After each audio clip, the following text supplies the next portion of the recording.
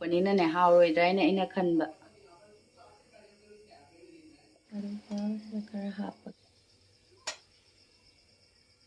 Hi ma'am, ngasidi ay sisi ako yung buna piragpo numi humni shure hainaw siya ako di kaya saning daw na hainaw siya munju munda ba piragpo numi to dadi ko ado ngasidi humni shure ko da khara di gaino tawre munchalle eba ko ado hawada hawroidra di khangde ado aina dumne chini khara hapaga ko gi hainaw gi papor semba do kor ko eragane ado semdoke tawgani ma amakhati ko maning da kitang kitang pumak ko ado aina makulum da soido khara do si anim sidi khara phare ba ko si ani sidi phare aduh si hojik se makulog thoga si soidoge aduga mathang makha taba du mieng winarsi ma'am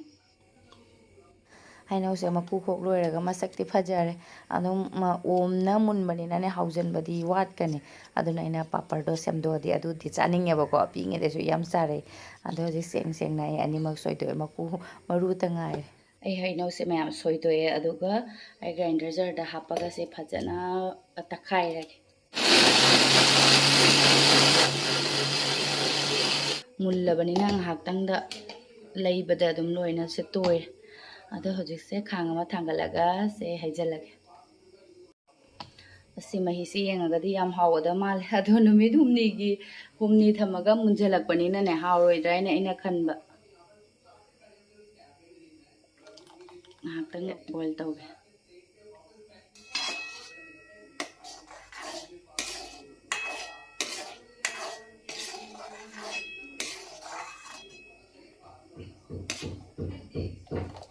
Ma'am, aina ne sini yam hapta su yaga daina ko katang tang ne yengba ko grinder jar dagi sida hejel loraga ne tang ne yengba ko kusin nama ma'am ase ko ye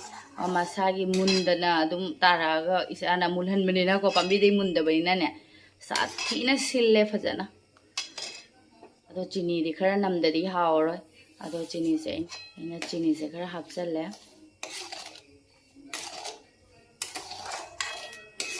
aduga thum kitang hapage thum se kitang hiengada mar thum khara hape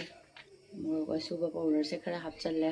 black pepper powder manam sina ba hapani kala namak hapke to bani ma hapke to kala namak leiramdre ma adu se ngatang se okhai dana leirage mai ta phalaga makhada napsandana baina otpire adum khud se leptare khara de adum kungjale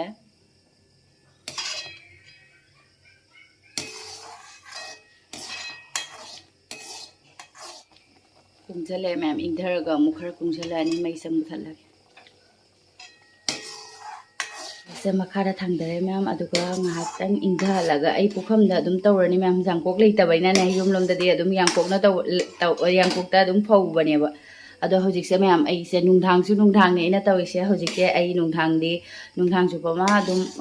phen makhara thamamane ba ko aduga hayeng nongalaga na nungsada amuk puthoni yangkok leitabanina adum pukhamda tawrani pakatpada sune nungaina ba ina thaw khatang taire pukhamda fajana lage pukham somda so hape pukham ani sida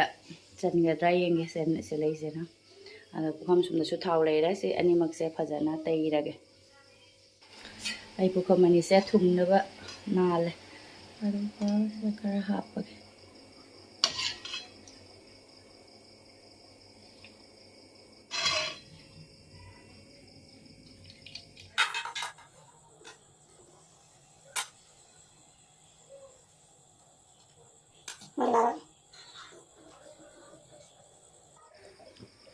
asima khara yamdro mare amaji khara li aure aina khale aidi pukham ohumga changadra aina khallure ba ko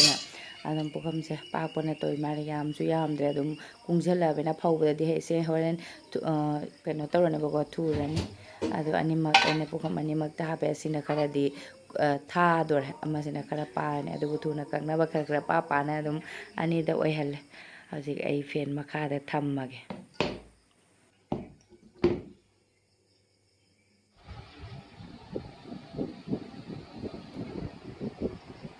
fen makha se thamoge ma ngasidi nungthang ne na adum fen makha se thamme hayeng nongalaga nungsada puthoga kanghalani Good morning ma'am. Ngarang dedi nungsa khara thokle ado hojise antani ayukni ma'am ado ay angangi tiffin hauge tawbani ma'am hojise pung 6 tare angang ani gi tiffin school chanabagi sembani malpuwa hauge tawbani yubi ga ado ai chini ga maida ga suji ga tawraga ado ahumse mari se mix tawraga ina ahamada khutna kaino tawraba to khairaba ko angang hojike ayukse khara hobe oyeba ko aduna aina khutna ahanbada loina kaino tawre mix tawre aduga aina amoji kaino khabai sina momok tawre khatang kunga daina mahi aina kitang hapan nungti gi tiffin gi ma'am aidi ko gyam sai aseng ai video da bar hairam ba miyam na thaning amaro ai ko gyam sai angang gi tiffin se adum theng na halak paina ahan se aduna kai hap tuina mo chu nungti gi haba bodo chaning ak deba ko ado se ai ngasi di malpuwa hauge dana malpuwa sembane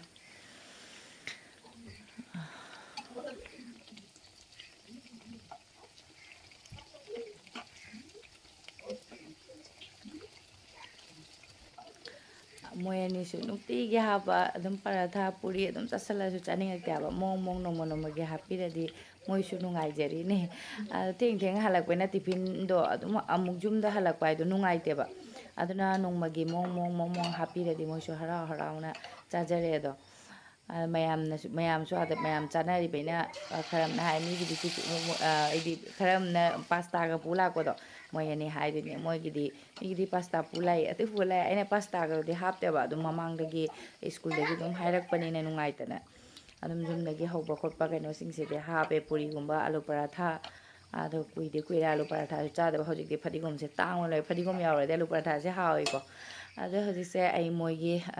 ma taruk muk sembire hojik moy gi happy rani se sonu gi mari paru gi ho ado moy su school loi chana gre ma'am aduga sena aina ngarang gi ai gi kaino doni aina kupsala thama mane ba ko kang gumba kharbi ado chumma thiga tarakane aina kupsala ga thama me aina ado se hojik se nungsa da puthoge thabak su loisale nungsa su yamna kanna sade ma'am ngara phaying su tong jong aduna ma'am aina chunni kupsalle sumaina tora kangan khanbire aino gi papar se dai kangan khanbire ne asidi matam chakhi ga khangaude ma'am sa ga thaktre adum parugi chuti matam yaure pung 3 makai ta sale firon su ma'am suru na nungsa sare ne hazik ma'am se khoi paru se school dagi halaba ko magi I card pire na harau badal loigre ma'am mai card pire na harau badal loigre se aji ma game sana khare chakla me school dagi halaga se magi erum omle chage kai okham do bo nang tiffin jarak puro baru tiffin jarak puro se jeng ujeng se pura ba jarak te kadigi sene mayam aina mayam de nganing man ginane aina inem bok lak tu ni na inem bok ta phi amani ka teng yeng biro aina haiba ada inem bok se phi jon bi dukan de lak pone ba video calling de khoi bani se wai sanara bini duga de video ka la hodre aduga inem bok na photo tharak ba phi ne ba se de green color si makha de color se ase sati ne yam pa me si su aduga aina di mamang de si color se si gi se suit si gi picture se inem bok da thagi ba ko si gi phi se leibra yeng inem bok ase se agi ani khak lei biro wai dana ko samana ba ani khak ai di amaga tang lei roi na hai bina ba paman ngina aina ani khak lei roi na dum hai re do si machu se inem bok na oi mare na inem bok na kapa da khatang khena bu rom da ma le ba ko ado si se ani khak su lei ra me na laibak phana ani khak inem bok na laure aduga mong hangam pan machu gi phi ne na mong loi pa me am ulei nge si ang hangam pan machu si su khupa jama asi si am pa me aduga ai ani khak lauro bina laudi laudre ba ko ado asigi machu sine ba ko ai amu hanjale green sigi makha de machu se pink color manak ti se sa te na phajei si su nauthane ba green da mapan de yellow na chat pase asi su phajei si sina akoi inaw nu pi na lau hare ado se sky blue machu si su phajei ama pink color mapan da rani machu ha ga da mapan da black color oidora brown la oidora hangne si su phajei ado si su yam phajei sina mu khara kaino ma tawre asina akoi gi asina chap tinge ba ko maming ju khangne me am hi su ado ani khakti laure hayeng yeng bina si nembok laga aduga mayam na comment da habira mu aina lawse ma phajei phajade aina ko ma'am Sidana amajong ma ngasigi yoga degi ko school kayam tawrage khangde warabo kaino halaga son famungde mula se tumgre karen su leitaba mai su leitaba gi ma se tumgre tv yengde tawramagane aduga sena yung ma di chakcha lora se tumgre aduga sonu su lakpa matam yore se aiga sonu ga gi sak puthorakpani morok metpa ma ngasidi alu chok hijang mathen yam ahawbadi natre sonu su lae akhoi bani cha doini hoji sonu ga aiga aduga ma'am सिगी लेसे आई ममांग दि हावक्रमनि सि लेसे याम फजबनि मतुम मतुम ताबसे अदो होजिक से ma'am संदा तारक्तोरे पुंग थेंगजेलेबको अखोइसे कोइबा चटकेना थोकले ngasai ngasigi numise मैम नुंगसादि साइ नुंगसा साइना फिसे मैम सुरुबनि अदुगा फौदोनिना अमुंग नोंग चुरानी अदुगा अमुंग नुंगसा साराइना फौदोनि अमुंग नोंग चुरानी तौबदा ngasi se matam chaki khanghaudre adum agi sanda tana koiba chatke toini ma'am अखोइसे अदुगा अनि अमा ममांग चली जाऊ अदु नोंग चुगिबा yung अखोइगी लाइबक फबा अखोइ गेट सि बौदि सिंग थुमदेबको असि मखादि सिंग थुमिबे मैम से अदु हजिसे कोइबा चलु हिगे मैम हैनौ लेसिरा हजिते हैनौ मतमनि ना हैनौ लेसिरा येंगमनि हैनौ सिजु करamba थुमिबा खंगदे का खतंग तंगना येंगे हेकनेंगे थुमबदुमा लौरे अदु सिसे हजिक लौरे अदु ngasi gidi adum video sisu matang ke losenjage ma'am Matang video दा थेंगनरसि बाय